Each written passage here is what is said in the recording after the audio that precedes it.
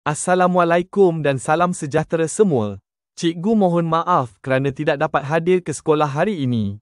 Cikgu berada di Putrajaya untuk menghadiri bengkel pembinaan soalan PKM yang sangat penting untuk penambahbaikan sistem pentaksiran kita.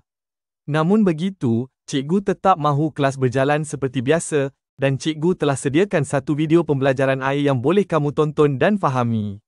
Sila beri tumpuan sepenuhnya, catat isi penting dan siapkan tugasan yang diberikan di akhir video tersebut. Hari ini kita akan mempelajari satu topik yang sangat penting dalam bidang kejuruteraan mekanikal. Mari kita terokai rawatan haba, satu proses penting dalam kejuruteraan dan industri logam. Rawatan haba adalah satu teknik kritikal dalam pemprosesan logam. Ia mengubah sifat-sifat logam tanpa mengubah bentuknya.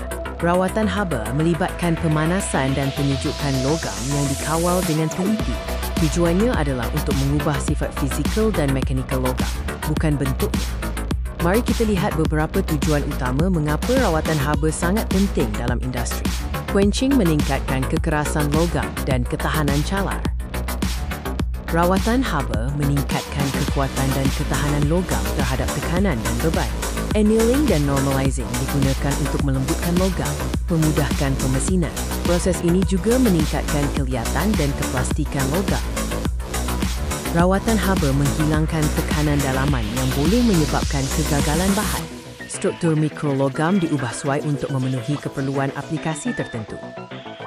Rawatan haba adalah penting dalam pelbagai industri untuk memastikan kualiti dan ketahanan produk.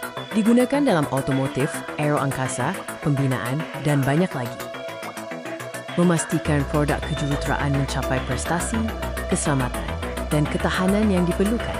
Rawatan haba adalah proses yang kompleks tetapi sangat penting untuk kejuruteraan logam. Ia adalah teknik kawalan struktur dan sifat logam yang kritikal. Memainkan peranan besar dalam memastikan kualiti dan ketahanan produk kejuruteraan.